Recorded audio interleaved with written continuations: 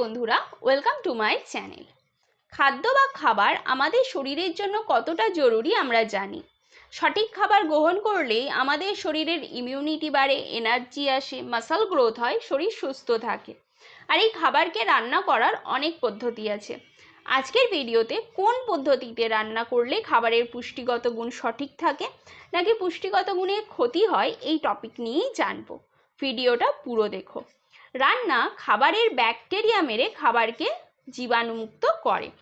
রান্নার কিছু পদ্ধতির মধ্যে ভাজা, roasting, grilling, baking, boiling, stewing, steaming করা হয়। রান্নার প্রথম পদ্ধতি ভাজা বা ফ্রাইং। মূলত ভাজা দু ধরনের হয়।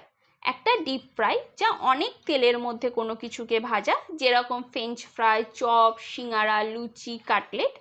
আরেকটা শ্যালো ফ্রাই, যা অল্প তেলের মধ্যে কোনো কিছুকে ভাজা, যেরকম পরোটা, ধোসা, বড়া এগুলো। এই ভাজা খাবার খেতে সুস্বাদু, দেখতেও সুন্দর হয়, কিন্তু শরীরের পক্ষে মোটেই ভালো নয়। ভাজার ফলে খাবারের ভিটামিন ক্ষয় হয়, যা পুষ্টিগত গুণকে অনেকটাই কমিয়ে দেয়। ভাজা বেশি খাওয়ার ফলে হজমের সমস্যা হয়, ওজন বাড়ে, ডায়াবেটিসের সমস্যা বাড়ে, স্কিনে অ্যাকনে বা ব্রণ দেখা দেয়, হার্ট অ্যাটাকের সম্ভাবনাও বৃদ্ধি পায়। দ্বিতীয় পদ্ধতি রোস্টিং।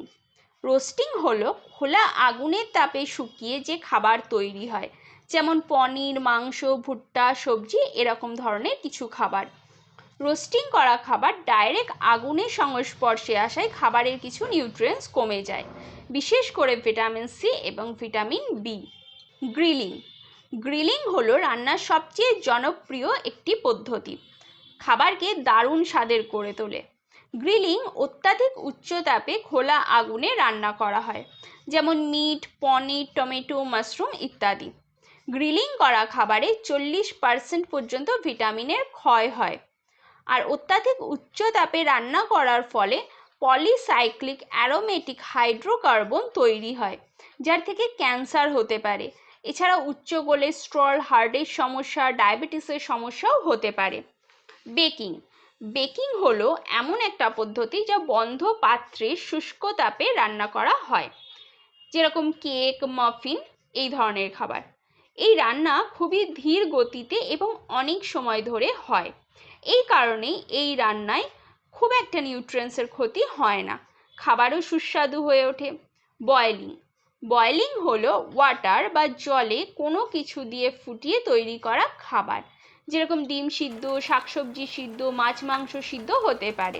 জলের মধ্যে এই সবগুলো সিদ্ধ করার ফলে কিন্তু এদের যে নিউট্রিয়েন্টস সেটা জলের সাথেই বেরিয়ে যায়, যার জন্য জলকে ফেলে দিলে এদের নিউট্রিয়েন্টসও চলে যায়। তাই ফুটানো জলকে কখনোই ফেলা উচিত নয়। এছাড়াও দ্রুত ফোটানোর কারণে টেক্সচার নষ্ট হয়ে যেতে পারে, পুষ্টি কমে যায়, স্বাদ নষ্ট হয়ে যায়, খাবারও সহজে হজম হয় না। বয়েলিংয়ের সবথেকে ভালো প্রসেস হলো অল্প জলে হালকা তাপে ফুটিয়ে খাওয়া। অনেক সময় একে স্টুইং করে খাওয়া বলা হয়। স্ট্রিমিং। স্ট্রিমিং এমন একটা রান্নার পদ্ধতি যেখানে স্টিম করা পাত্রের তলায় জল এবং উপরে খাবার দিয়ে হালকা আঁচে ফুটনো জলের বাষ্পে রান্না করা হয়। স্টিমিং করা খাবারে তেল ব্যবহার করা হয় না, আর বাষ্পযুক্ত খাবারের কারণে কিন্তু পুষ্টির মানও বজায় থাকে, তাই হজম করাও খুব সহজ হয়ে যায়। স্টিমিং করা খাবার খেলে কোলেস্টেরলও কম হয়।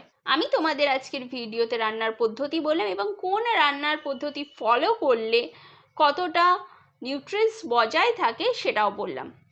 আজকের ভিডিও এই পর্যন্তই। ভালো থাকো, সুস্থ থাকো, দেখা হবে নেক্সট ভিডিওতে।